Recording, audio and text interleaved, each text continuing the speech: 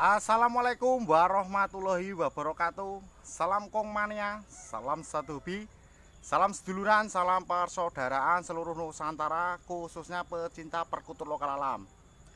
Poros sedulurku dan poros sahabatku dimanapun sedulurku dan poros sahabatku berada, semoga poros sedulur dan poros sahabat diberikan kesehatan, diberikan kemudahan, dilancarkan dalam mencari rezeki, dijauhkan dari wabah penyakit, dan selalu dalam perlindungan Allah Subhanahu wa Ta'ala. Amin amin ya robbal alamin.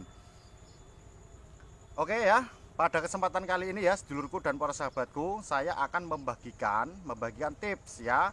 Jadi penyebab burung perkutut tidak mau manggung ataupun tidak mau bunyi, ini ada beberapa penyebab ya yang kita harus ketahui. Dengan cara apa? Dengan cara saya bagikan seperti ini ya, ciri-cirinya ataupun penyebabnya itu apa kan gitu ya. Jadi ini saya bagikan ya setelah pengalaman saya yang sudah saya amati satu persatu ya. Ternyata gini loh, pertama itu perkutut penyebabnya tidak mau manggung ataupun tidak mau bunyi, itu kita bisa melihat atau mengamati itu kotoran burung perkutut ya. Jadi kita bisa mengamati kotorannya. Lah kotoran itu lembek ataupun kotorannya kering. Kalau kotorannya kering berarti itu perkutut sehat ya. Jadi tidak berpengaruh tentang masalah kotorannya, ternyata sehat. Berarti kita cari yang lain. Tetapi kalau kotorannya itu emang lembek, apalagi yang berwarna hijau ya, ingat-ingat ya, hijau, berarti perkutut itu mengalami sakit ya. Sakit itu ada beberapa macam, jadi bisa jadi cacingan dan bisa jadi perubahan cuaca itu menyebabkan perkutut menjadikan sakit, terus mengeluarkan kotorannya itu lembek ataupun berwarna hijau, terus pencernaan kurang baik. Nah itu ya, jadi kita bisa mengamati kotoran dulu, itu yang pertama lor ya, itu yang pertama. Terus untuk yang kedua, jadi untuk yang kedua penyebab perkutut tidak mau manggung ataupun tidak mau bunyi, yaitu gini lor ya. Untuk yang kedua perkutut ya, kita bisa ngamati juga itu masalah adaptasi. Yang saya maksud adaptasi begini lor ya, ini khusus perkutut yang baru kita beli ataupun perkutut yang baru dapat ya. Jadi adaptasi yang saya maksud, perkutut itu harus disendirikan dulu dan hindarkan dari jangkauan lalu lalang ataupun seseorang ya. Jadi sendirikan. Lah perkutut itu yang baru dapat ataupun yang baru beli, paling enggak kita sendirikan dulu biar beradaptasi. Itu yang kedua. Jadi penyebab perkutut tidak mau manggung ataupun tidak mau bunyi. Terus untuk penyebab yang ketiga, ciri perkutut tidak mau manggung ataupun tidak mau bunyi, itu kita bisa mengamati masalah pakan ya, pakannya berbeda. Lah yang saya maksud ini pakan yang berbeda itu gini lor.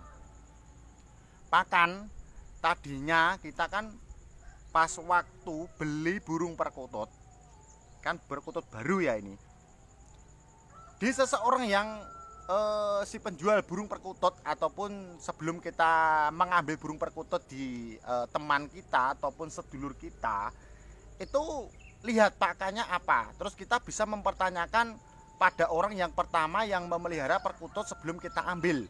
Jadi pakan itu harus penting kita tanyakan. Jadi hari-harinya itu setiap harinya diberikan pakan millet saja ataupun gold coin ataupun millet campur ketan hitam. Lah itu kita bisa mempertanyakan.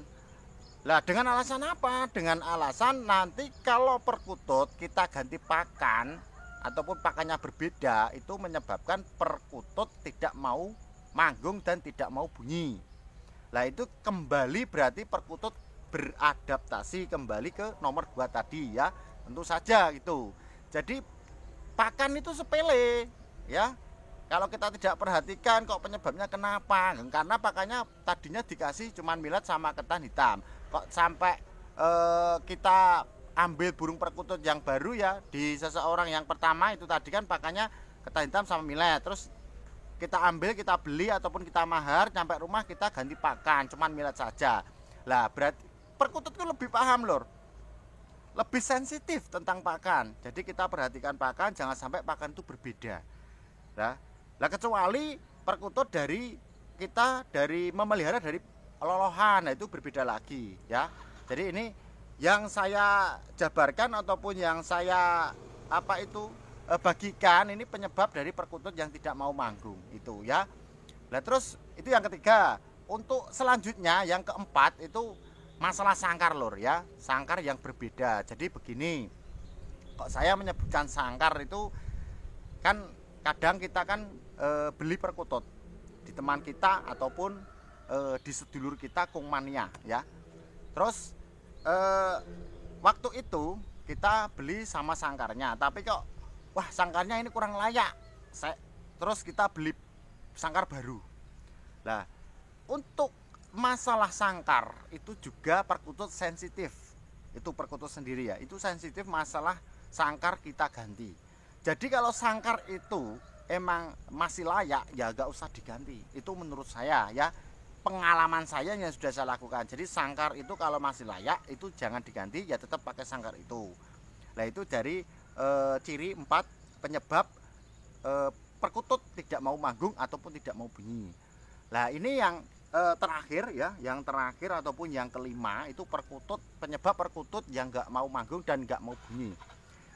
Sebetulnya perkutut lokal itu ada yang pemilih dan ada yang semua orang bisa merawatnya, dan sekaligus perkutut itu kalau dirawat siapapun biasa manggung dan gacor. Tapi yang kelima ini yang saya maksud perkutut pemilih. Jadi begini lur, perkutut khususnya lokal lur itu ada yang pemilih. Jadi begini, perkutut kita rawat ya, wah nggak mau manggung, nggak mau bunyi. Tapi setelah ada teman kita ataupun sedulur kita itu mau mencoba merawat si burung perkutut yang tadinya kita rawat, terus dibawa pulang sama teman kita. Lah ternyata di rumah teman kita perkutut mau manggung dan ngayer. Lah itu berarti perkutut itu pemilih. Ini khususnya lokal loh ya, khususnya lokal. Yang saya jabarkan khusus lokal. Jadi lain lagi dengan perkutut Bangkok ataupun crossing ataupun lokal ternak, itu berbeda lagi. Jadi ini yang saya maksud perkutut Jawa ataupun perkutut lokal. Jadi perkutut lokal itu ada yang pemilih loh. Karena apa?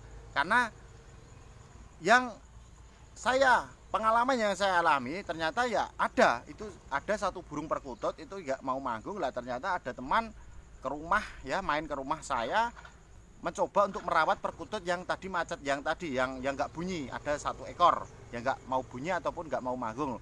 Terus diambil sama teman, sampai di rumah teman ternyata burung perkututnya ngayer. Lah itu berarti sifatnya pemilih itu ya. Jadi dalam sifat pemilih itu berarti perkutut itu berarti ada energi yang masuk di dalam tubuh perkutut. Yaitu nanti energinya nanti entah negatif ataupun positif, itu tergantung kita yang merawat. Jadi kita yang tahu. Jadi seseorang lain pun tidak bisa merasakan karena apa? Tidak merawatnya. Seperti itu ya. Jadi dengan antara ciri pertama sampai kelima itu ada ciri khusus untuk dulur-dulur yang sekiranya ada, berarti kita tinggal pilih penyebab dari perkutut gak mau manggung itu antara ciri-ciri 1 tadi atau 2, 3, 4, 5. Nah itu antara itu loh, kita bisa mengamati seperti itu ya.